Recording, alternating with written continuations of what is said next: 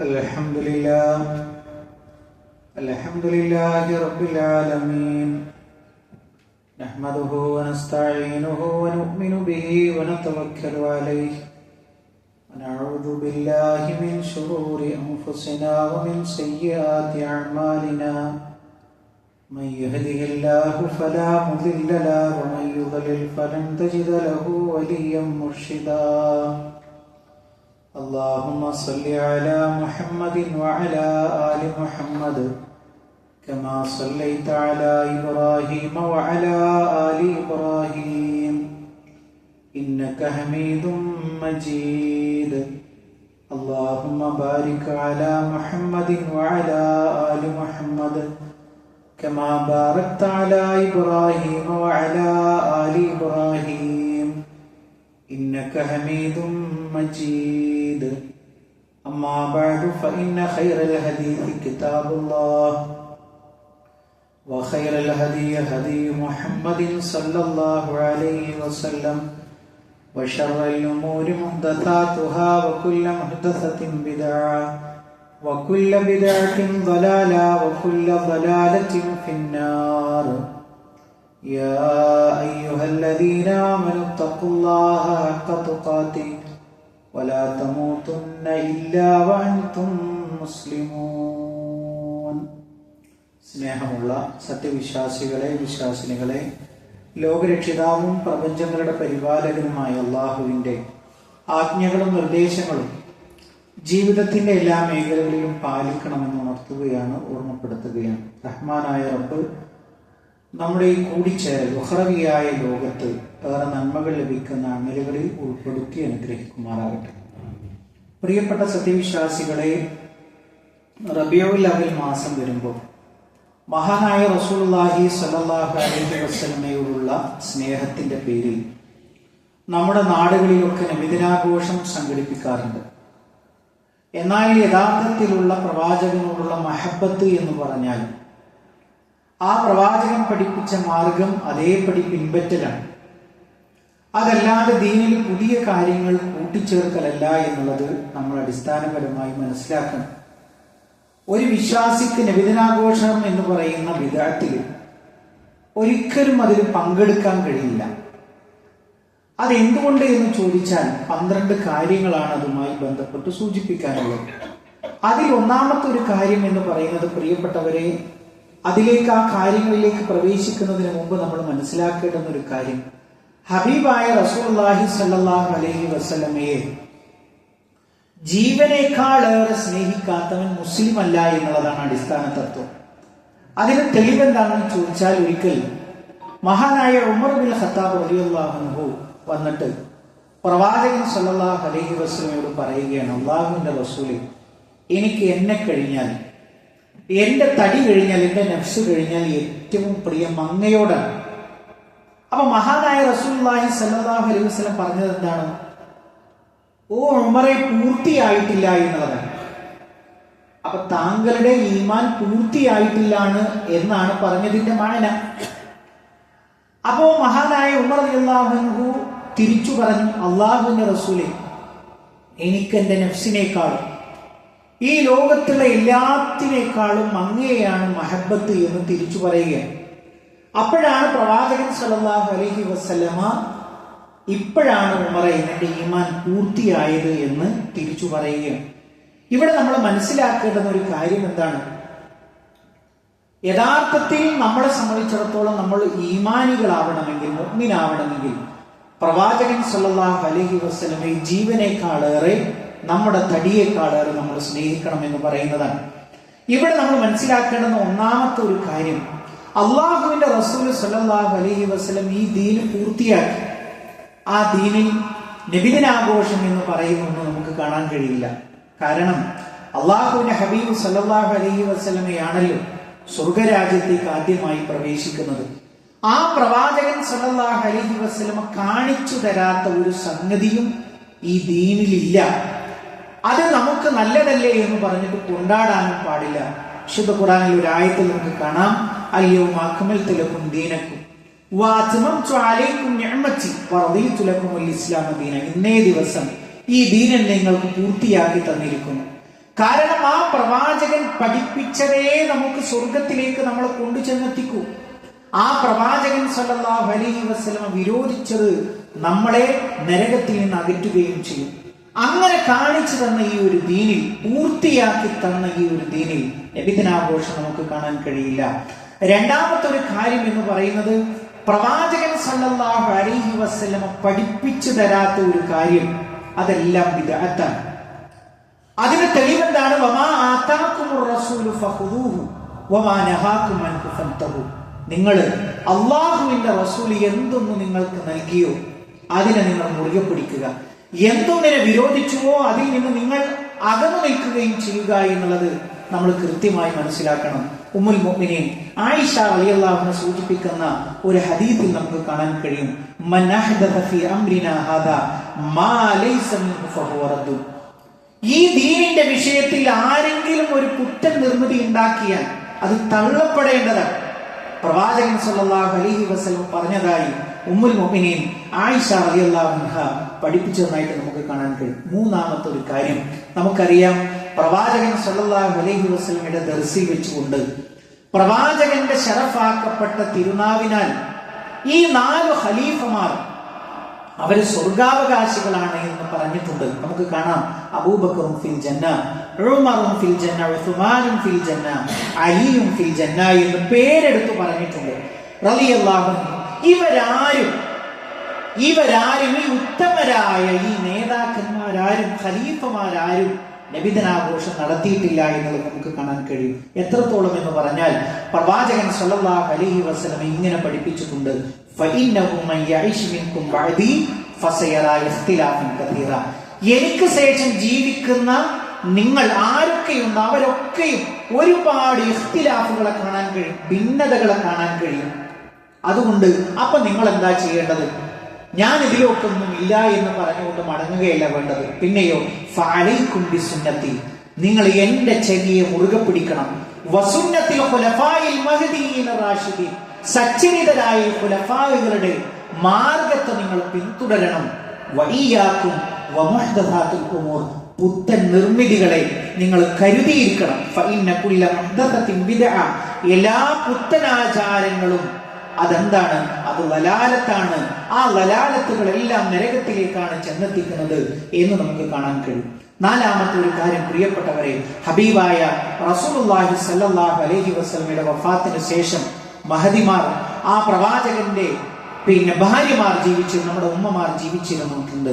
അവരാരുമോ അതല്ലെങ്കിൽ ആ സഹാബികളുടെ പിന്മുറക്കാരായ താബികളോ, എന്തിനേറെ ആദ്യത്തെ ഒരു 3 നൂറ്റാണ്ടിലുള്ള ജനങ്ങൾ ആരും നബിദിനാഘോഷം കഴിച്ചിട്ടില്ല. കാരണം അവർക്കാണ് പ്രവാചകൻ സർട്ടിഫിക്കറ്റ് കൊടുത്തത്. അവർ ചെയ്യാത്ത ഒരു കർമ്മം നമ്മൾ എങ്ങനെ ചെയ്യും? പ്രവാചകൻ സല്ലല്ലാഹു അലൈഹി വസല്ലമ അവരെ കുറിച്ച് പറഞ്ഞത് എന്താണ്? ഖൈറുൻ നാസി ഖർനി, എന്റെ തലമുറയാണ് ഏറ്റവും, ജനങ്ങളിൽ വെച്ച് ഏറ്റവും ഖൈറായവർ. സുമ്മല്ലദീന യലൂനഹും, പിന്നീട് അവർക്ക് ശേഷം വരുന്നവർ. സുമ്മല്ലദീന യലൂനഹും, പിന്നീട് അവർക്ക് ശേഷം വരുന്നവർ എന്ന് പ്രവാചകൻ സല്ലല്ലാഹു അലൈഹി വസല്ലമ അവരെ സംബന്ധിച്ചിടത്തോളം സർട്ടിഫിക്കറ്റ് കൊടുത്തിട്ടുണ്ട്. അഥവാ അവർ ചെയ്യാത്ത ഒരു കാര്യം മതത്തിൽ നമുക്ക് എങ്ങനെ ചെയ്യാൻ കഴിയും? കാര്യം അവരാണ് ഏറ്റവും ഉത്തമരായ നൂറ്റാണ്ടുകാർ, ഏറ്റവും ഉത്തമരായ തലമുറ എന്ന് പ്രവാചകൻ സല്ലല്ലാഹു അലൈഹി വസല്ലമ തന്നെ കാണിച്ചതായിട്ട്, സർട്ടിഫിക്കറ്റ് നൽകിയതായിട്ട് നമുക്ക് കാണാൻ കഴിയും. ഇനിയോ, ഒരാളെ സംബന്ധിച്ചിടത്തോളം ഒരാൾ വിചാരിക്കുകയാണ്, നല്ലതല്ലേ എന്ന് വിചാരിച്ചുകൊണ്ട് ഒരാൾ ചെയ്താലോ എന്താണ് അതിന്റെ പ്രത്യാഘാതം? ഇപ്പൊ നമ്മളെ സംബന്ധിച്ചിടത്തോളം ഒരാൾ പറയുകയാണ്, ഇപ്പൊ ഞാൻ ഒരു 10 സ്വലാത്ത്, അതല്ലെങ്കിൽ ഒരു പ്രത്യേകമായി അതൊന്നും വേണ്ട, ഫർളായ സുബ്ഹ് നിസ്കാരം ഉദാഹരണമായിട്ട് എടുക്കുക. സുബ്ഹ് നിസ്കാരം നമുക്ക് എല്ലാവർക്കും അറിയാം 2 റക്അത്താണ്. ആ 2 റക്അത്ത് ഒരാൾ പറയും, ഞാൻ ഇനി മുതൽ 3 നിസ്കരിക്കുന്നത്. റക്അത്തുകളുടെ എണ്ണം വർദ്ധിപ്പിക്കുന്നത്, നിസ്കാരം കൂടുതലാക്കുക എന്നുള്ളത് നല്ലതല്ലേ എന്ന് പറഞ്ഞാൽ അതിന്റെ പൊരുളെന്താ പ്രിയപ്പെട്ടവരെ? പ്രവാചകൻ സല്ലല്ലാഹു അലൈഹി വസല്ലമയുടെ ചരിത്രമൊക്കെ കൃത്യമായി നമുക്ക് പഠിപ്പിച്ചു തന്നിട്ടുള്ള, ഏറ്റവും ആദ്യമായി ഹദീസ് ഗ്രന്ഥങ്ങൾ ക്രോഡീകരിച്ച ഇമാം മാലിക് റഹ്മഹുള്ള പറയാൻ, മനിബുതദഅ ഫിൽ ഇസ്ലാമി ബിദ്അ, ഒരാള് ഇസ്ലാമിൽ ഒരു പുത്തൻ നിർമ്മിതി കൊണ്ടുവന്നു. യറാഹ ഹസന, അയാൾ പറയുന്ന കാര്യം എന്താണ്? ഇത് നല്ലതല്ല, ഇത് ഹസനത്താണ്. അപ്പോഴോ ഫഖദ് സഅമ, അയാൾ വാദിക്കുന്നത് എന്താണ്? അന്ന മുഹമ്മദൻ സല്ലല്ലാഹു അലൈഹി വസല്ലം ഖാന റിസാല, അല്ലാഹുവിന്റെ റസൂല് ഈ റിസാലത്തിൽ വഞ്ചന കാണിച്ചു എന്നുള്ളതാണ്. കാര്യം എന്താണ്? പ്രവാചകൻ അത് നമുക്ക് പറഞ്ഞു തന്നിട്ടില്ല. അപ്പൊ നമ്മൾ നമ്മുടെ വക ഒരു സെറ്റിങ്സ് അതിലേക്ക് കൊണ്ടുപോയിട്ട് വെക്കുകയാണ്. ഒരു റക്അത്തൊക്കെ അധികം നിസ്കരിക്കുന്നത് നല്ലതല്ലേ എന്ന് പറഞ്ഞാൽ പ്രവാചകൻ സല്ലല്ലാഹു അലൈഹി വസല്ലം അത് നമുക്ക് പഠിപ്പിച്ചു തന്നിട്ടില്ല. അപ്പൊ നമ്മൾ പറയുന്നത് അത് നല്ലതാണ് എന്ന് പറഞ്ഞാൽ അതിന്റെ മഅന എന്താണ്? ആ റസൂലുള്ളാഹി സ്വല്ലല്ലാഹു അലൈഹി വസല്ലമയെ അല്ലാഹു ഏൽപ്പിച്ച റിസാലത്തിൽ ആ പ്രവാചകൻ വഞ്ചന കാണിച്ചു എന്നുള്ളതാണ് അതുകൊണ്ട് അർത്ഥമാക്കുന്നത്. ഒരിക്കലും നഅൂദു ബില്ലാഹ് നമുക്ക് പറയാൻ പാടില്ലാത്തൊരു കാര്യമാണ്. ആറാമത്തെ ഒരു കാര്യം പ്രിയപ്പെട്ടവരെ, നബിദിനാഘോഷം എന്ന് പറയുന്നത് ജൂത സൃഷ്ടിയായ ഷിയാക്കളുടെ ആചാരമാണ്. നമുക്കറിയാം, ആദ്യമായി നബിദിനാഘോഷം തുടങ്ങിയത് ഹിജ്റ 4-ാം നൂറ്റാണ്ടിലാണ്. ആ 4-ാം നൂറ്റാണ്ടിൽ തന്നെ ജൂത സൃഷ്ടികളായിട്ടുള്ള ഷിയാക്കളിലെ, ഇപ്പൊ നമുക്കറിയാം, അലി റളിയല്ലാഹു അൻഹുവിൽ നിന്ന് അള്ളാഹുവിന്റെ ഹബീബ് സല്ലല്ലാഹു അലൈഹി വസല്ലമ പോലും നുബുവത്ത് തട്ടിയെടുത്തു എന്ന് വാദിക്കുന്ന ആളുകളാണ്. മാത്രമല്ല അതിന് ശേഷം വരുന്ന ഖലീഫമാർക്ക് നേർക്ക് ലഅനത്ത്, ശാപപ്രാർത്ഥന ചൊല്ലുന്ന ആളുകളാണ് അവർ. അവരെ സംബന്ധിച്ചിടത്തോളം അവരിൽപ്പെട്ട ഫാത്തിമിയ വിഭാഗത്തിൽപ്പെട്ട ആളുകളാണ് ഈ നബിദിനാഘോഷം കൊണ്ടുവരുന്നത്. അത് എത്രമേലാണ്? ഹിജ്റ 7-ാം നൂറ്റാണ്ടിലാണ്. പ്രവാചകൻ സല്ലല്ലാഹു അലൈഹി വസല്ലമയുടെ ആ ഒരു കാലഘട്ടത്തിനു ശേഷം 600 കൊല്ലങ്ങൾക്ക് ഇപ്പുറത്താണ് ഈ ഒരു ആഘോഷം മുളഫർ എന്ന് പറയുന്ന ഒരു ഭരണാധികാരിയാണ് ഇത് കൊണ്ടുവരുന്നത് എന്നുള്ളത് നമ്മൾ പ്രത്യേകമായിട്ട് മനസ്സിലാക്കണം. മാത്രമല്ല, ഏഴാമത്തെ ഒരു കാര്യം പ്രിയപ്പെട്ടവരെ, നമ്മളെ സംബന്ധിച്ചിടത്തോളം ഇമാമീങ്ങളായിട്ടുള്ള ഒരുപാട് ആളുകളെ നമ്മളൊക്കെ മദ്രസയിൽ പഠിപ്പിച്ചിട്ടുണ്ട്. ഇമാം ഷാഫിയെ പോലെ, ഇമാം മാലിക്കിനെ പോലെ, ഇമാം അബൂ ഹനീഫയെ പോലെ, ഇമാം അഹമ്മദിനെ പോലെയുള്ള ഒരുപാട് പ്രഗത്ഭരായ മദ്ഹബിന്റെ ഇമാമുമാർ, അതേപോലെ തന്നെ ഹദീസ് ക്രോഡീകരിച്ചിട്ടുള്ള ബുഖാരി ഇമാമിനെ പോലെ, ഇമാം മുസ്ലിമിനെ പോലെയുള്ള ഒരുപാട് ഹദീസ് പണ്ഡിതന്മാർ, അതേപോലെ തന്നെ 100 കണക്കിന് ഖുർആൻ മുഫസ്സിറുകളായിട്ടുള്ള പണ്ഡിതന്മാർ, അവരാരും ഇങ്ങനത്തെ ഒരു സമ്പ്രദായം ചെയ്യുകയോ അത് ചെയ്യാൻ വേണ്ടി കൽപ്പിക്കുകയോ ചെയ്തിട്ടില്ല എന്നുള്ളത് നമ്മൾ പ്രത്യേകമായിട്ട് മനസ്സിലാക്കണം ഒരു കാര്യമാണ്. ഇനി 8ാമത്തെ ഒരു കാര്യം പ്രിയപ്പെട്ടവരെ, നബിദിനം ആഘോഷിക്കുന്നതിലൂടെ പറഞ്ഞു വരുത്തുന്നത് എന്താണ്? നബിയോടുള്ള മഹബത്ത് പ്രകടമാക്കലാണ്. നമ്മൾ നേരത്തെ ഈ സംസാരം തുടങ്ങിയപ്പോൾ തന്നെ പറഞ്ഞു, ഒരാള് പ്രവാചകനെ സ്നേഹിക്കാതെ മുസ്ലിം ആവുകയേയില്ല. അപ്പൊ എങ്ങനെയാണ് പ്രവാചകൻ സല്ലല്ലാഹു അലൈഹി വസല്ലമയെ സ്നേഹിക്കേണ്ടത്? അത് കൃത്യമായി നമ്മൾ പഠിപ്പിക്കപ്പെട്ടിട്ടുണ്ട്. വിശുദ്ധ ഖുർആൻ സൂറ ആൽ ഇംറാനിലെ 31-ാമത്തെ ആയത്തിൽ അത് എങ്ങനെയാണ് നബി സല്ലല്ലാഹു അലൈഹി വസല്ലമയെ സ്നേഹിക്കേണ്ടത് എന്നുള്ളത് കൃത്യമായി ഓരോ മുസ്ലിമിനും പഠിപ്പിക്കപ്പെട്ടിട്ടുണ്ട്. അതെന്താണ്? ഖുൽ ഇൻ കുൻതും തുഹിബ്ബൂനല്ലാഹ്, അല്ലാഹു നമ്മളെ പഠിപ്പിക്കുകയാണ്, ഓ പ്രവാചക പറഞ്ഞു കൊടുക്കുക, ഇൻ കുൻതും തുഹിബ്ബൂനല്ലാഹ്, നിങ്ങൾ അല്ലാഹുവിനെ ഇഷ്ടപ്പെടുന്നുവെങ്കിൽ ഫത്തബിഉനി, നിങ്ങൾ എന്നെ പിൻപറ്റുക, യുഹിബ്ബുകുമുല്ലാഹ്, അല്ലാഹ് നിങ്ങളെ ഇഷ്ടപ്പെടും. അപ്പൊ പ്രവാചകനെ ഇഷ്ടപ്പെട്ടാൽ മാത്രമേ നമുക്ക് അള്ളാഹുവിനെ നമുക്ക് ഇഷ്ടപ്പെടാൻ കഴിയുകയുള്ളൂ. കാര്യം എന്താണ്? അള്ളാഹു സുബ്ഹാനഹു തആല പഠിപ്പിക്കുകയാണ്, നിങ്ങൾ എല്ലാവരും എന്നോട് മഹബത്ത് കാണിക്കണം. എങ്ങനെയാണ് എന്നോട് മഹബത്ത് കാണിക്കേണ്ടത്? ഞാൻ അയച്ച പ്രവാചകനെ, ആ പ്രവാചകൻ എന്തൊന്ന് കൽപ്പിച്ചുവോ, എത്രത്തോളം എന്ന് പറഞ്ഞാൽ ഞെരിയാനയ്ക്ക് മുകളിൽ വസ്ത്രം കൊടുക്കുക, അത് പുരുഷന്മാരെ സംബന്ധിച്ചിടത്തോളം അള്ളാഹുവിന്റെ പ്രവാചകൻ കൽപ്പിച്ചതാണ്. നമുക്ക് മനസ്സിൽ വെറുപ്പ് തോന്നുന്നുണ്ടോ? നമ്മൾ ഒരു നാൾ നബിദിനം കഴിക്കുകയാണ്. അതെങ്ങനെയാണ് നബിയോടുള്ള സ്നേഹമാവുക? ഒരു ദിവസം കൊണ്ട് അവസാനിക്കുകയില്ലല്ലോ. ഒരു സെക്കൻഡാണ് നമ്മൾ ജീവിക്കുന്നതെങ്കിലും നമ്മുടെ പുരുഷന്മാരുടെ വസ്ത്രം അത് ഞെരിയാണിക്ക് മുകളിലായിരിക്കണം. എത്രത്തോളം എന്ന് പറഞ്ഞാൽ ഉമർ ഇബ്നുൽ ഖത്താബ് റളിയല്ലാഹു അൻഹു പള്ളിയിൽ കുത്തേറ്റ് കിടക്കുകയാണ്. ഒരാൾ വസ്ത്രം വലിച്ചെടുത്തിട്ടാ വന്നത്.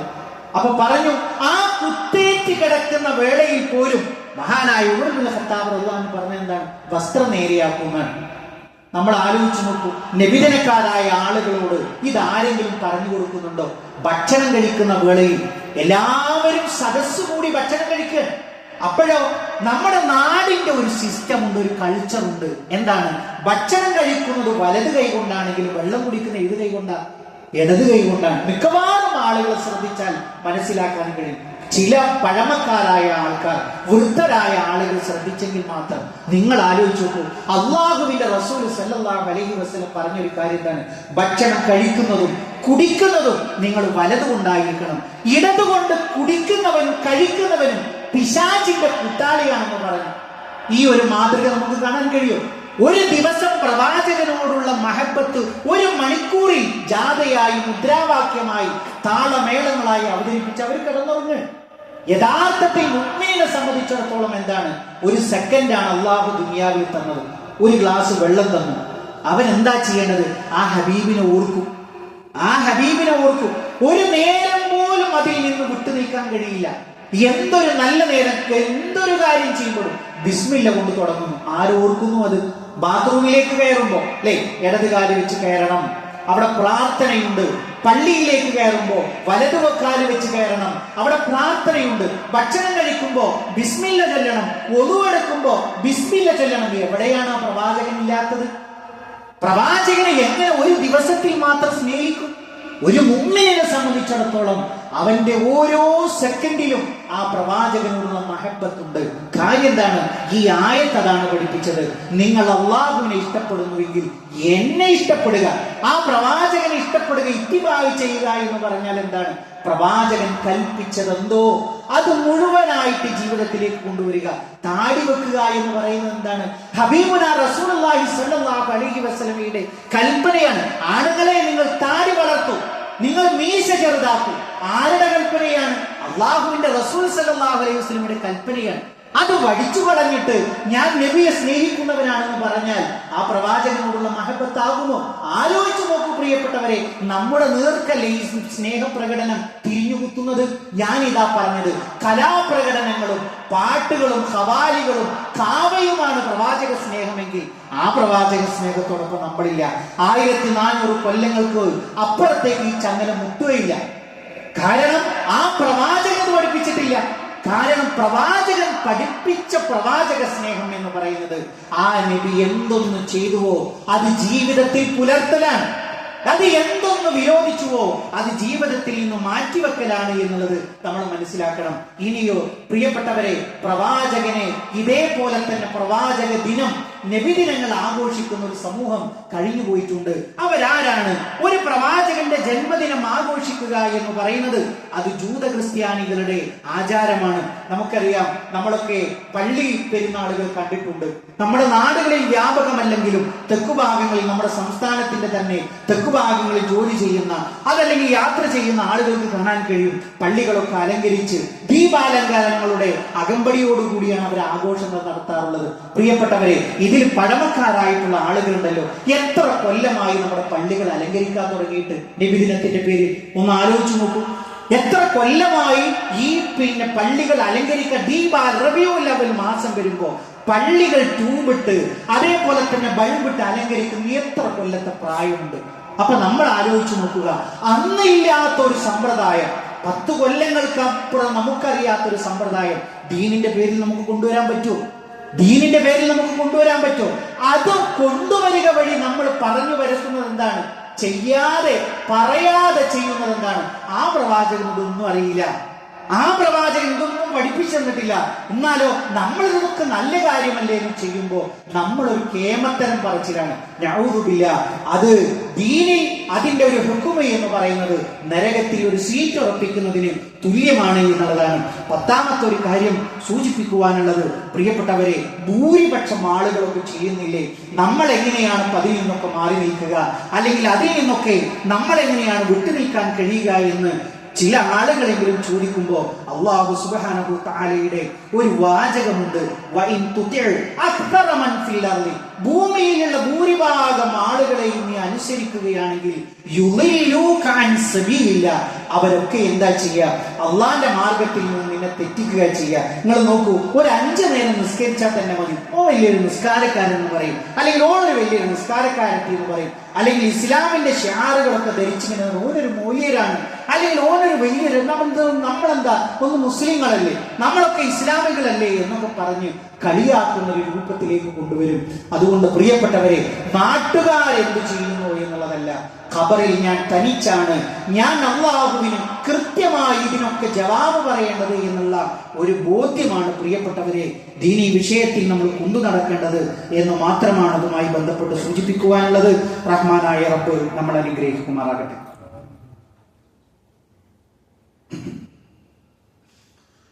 അൽഹംദുലില്ലാഹി റബ്ബിൽ ആലമീൻ വസ്സലാത്തു വസ്സലാമു അലാ റസൂലിഹിൽ അമീൻ വഅലാ ആലിഹി വസഹ്ബിഹി അജ്മഈൻ അമ്മാ ബഅദ്. പ്രിയപ്പെട്ട സത്യവിശ്വാസികളെ, വിശ്വാസികളെ, ഒരിക്കൽ കൂടി അള്ളാഹുവിന്റെ ആജ്ഞാ നിർദ്ദേശങ്ങൾ ജീവിതത്തിന്റെ എല്ലാ മേഖലകളിലും പാലിക്കണമെന്ന് ഉണർത്തുകയാണ്, ഓർമ്മപ്പെടുത്തുകയാണ്.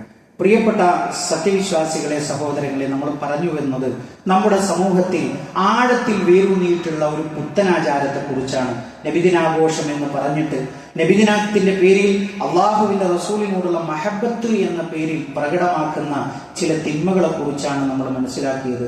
പ്രിയപ്പെട്ടവരെ, നമ്മളെ സംബന്ധിച്ചിടത്തോളം ഇത് കടന്ന് എത്രത്തോളം എന്ന് പറഞ്ഞാൽ പ്രവാചകൻ സല്ലല്ലാഹു അലൈഹി വസല്ലമയുടെ ആ ഒരു സങ്കല്പത്തിൽ ഉണ്ണി നബിയെ കുറിച്ച് അല്ലെങ്കിൽ കുട്ടി മുഹമ്മദിനെ കുറിച്ചൊക്കെ അങ്ങനെയൊക്കെ അലങ്കരിച്ച് നടക്കുന്നിടത്തേക്ക് ഉമ്മത്തെത്തി. ഇതെല്ലാം തകർന്നു പോയി കഴിഞ്ഞാൽ ഇപ്പൊ നമുക്കറിയാം, അറവ് നടത്തണം. എങ്ങനെയാ അറവ് നടത്തേണ്ടത്? അത് കൃത്യമായി പഠിപ്പിക്കപ്പെട്ടിട്ടുണ്ട്. അറവ് നടത്തേണ്ട സമയം എപ്പോഴാണ്? നിസ്കാരത്തിന് മുമ്പ് പറ്റൂല. നിസ്കാരം കഴിഞ്ഞതിന് ശേഷമാണ് നമ്മൾ ബലിയെറുക്കേണ്ടത്. അത് എങ്ങനെ നമ്മൾ ചേരണം അത് പഠിപ്പിച്ചിട്ട് എല്ലാവരും അതിൽ പങ്കെടുക്കണം. 7 ആള് കൂടിയിട്ടെങ്കിലും നിങ്ങൾ അറവ് നടത്തണം. എല്ലാത്തിനും നിയമങ്ങളുണ്ട്. പക്ഷേ ഓരോ നാട്ടിലെ നബിദിനങ്ങളും വ്യത്യസ്തങ്ങളാണ്. എങ്ങനെയാണ് ഒരു ആരാധനാകർമ്മം അങ്ങനെ വ്യത്യസ്തമാകുന്നത്? ഇവിടുത്തെ ലുഹറും അതേപോലെ തന്നെ വേറെ ഏതൊരു നാട്ടിൽ പോയാലും ലുഹർ നിസ്കരിക്കുന്നുവെങ്കിൽ അത് 4 റക്അത്തല്ലേ. യാത്രക്കാരനെ സംബന്ധിച്ചിടത്തോളം അതിൽ വ്യത്യാസം ഉണ്ടാകും. അതല്ലാത്ത സമയങ്ങളിലൊക്കെയും ലുഹർ 4 പാടുള്ളൂ. പക്ഷെ ഇത് ഇങ്ങനെയുള്ള ഒരു ആഘോഷങ്ങളിൽ അങ്ങനെയല്ല. ഈ നാട്ടിൽ കാണുന്നത് പോലെയല്ല മറ്റൊരു നാട്ടിൽ പോയാൽ.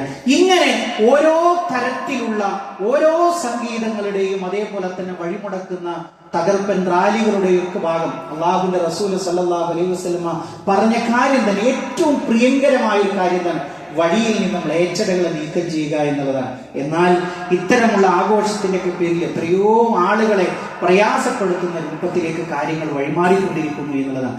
അതിനേക്കാൾ ഖേദകരമെന്ന് സങ്കടകരമെന്ന് പറയട്ടെ പ്രിയപ്പെട്ടവരെ, അള്ളാഹുവിന്റെ ഹബീബ് സല്ലല്ലാഹു അലൈഹി വസല്ലമയെ പുകഴ്ത്തുന്നു, മൗലിദ് ചൊല്ലുന്നു, അതല്ലെങ്കിൽ ആ പ്രവാചകൻ സല്ലല്ലാഹു അലൈഹി വസല്ലമയെ പിന്നെ ആ മദ്ഹ് പറയുന്നു എന്നതിന്റെയൊക്കെ പേരിൽ പച്ചയായി പ്രവാചകൻ സല്ലല്ലാഹു അലൈഹി വസല്ലമയോട് തന്നെ ദുആ ചെയ്യുന്നിടത്തേക്ക് ശരിയായി യഥാർത്ഥത്തിൽ അള്ളാഹുവിന്റെ റസൂലേ കാക്കടേ എന്ന് പറഞ്ഞാൽ അയാൾ ദീനുൽ ഇസ്ലാം എന്ന് പുറത്താണ്. അതാണ് ഈ ഇസ്ലാമിന്റെ ഒരു പ്രത്യേകത. എന്നാൽ അറിഞ്ഞിട്ടോ അറിയാതെയോ ഈ ഉമ്മത്ത് മദ്ഹ് എന്ന പേരിൽ, പുകഴ്ത്തൽ എന്ന പേരിൽ ആ പ്രവാചകനോട് ദുആ ചെയ്യുന്ന കാഴ്ചകൾ നമുക്ക് കാണാൻ കഴിയും. ഈ ഒരു മാസത്തിന്റെ ഒരു പ്രത്യേകത മൗലിദുകൾ, മങ്കൂസ് മൗലിദ് പാരായണം ചെയ്യുക എന്നുള്ളതാണല്ലോ. നമ്മുടെയൊക്കെ നാടുകളിൽ അതേപോലെ തന്നെ വീടുകളിലൊക്കെ അങ്ങനത്തെ സദസ്സുകൾ കാണാൻ കഴിയും. അതിനൊരു വരി ഏതാ?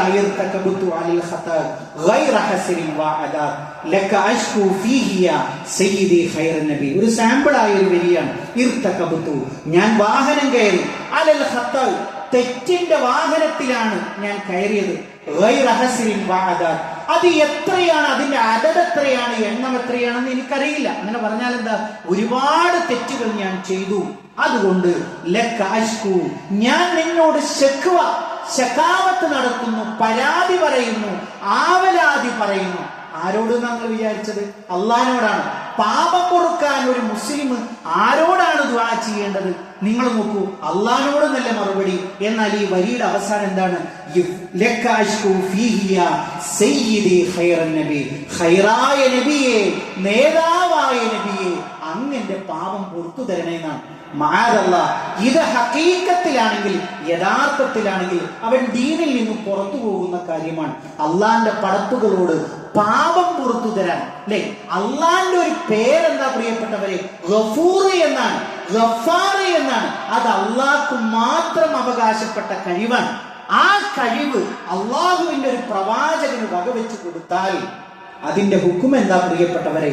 ആ പ്രവാചകൻ പോലും അസ്തഗ്ഫിറുല്ലാഹ് എന്നാ പഠിപ്പിച്ചത്, അല്ലെ? നിസ്കാരം കഴിഞ്ഞാൽ അല്ലെങ്കിൽ ഒരു സദസ്സിൽ വന്നിരുന്നാൽ സഹാബത്ത് പറയും, ഞങ്ങൾ ഇങ്ങനെ എണ്ണും.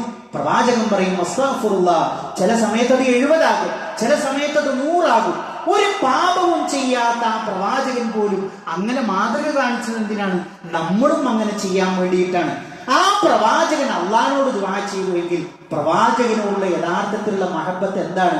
അസ്തഗ്ഫിറുല്ലാഹ് എന്ന് പറയലാണ്. ആ നബിയോട് പ്രാർത്ഥിക്കലല്ല.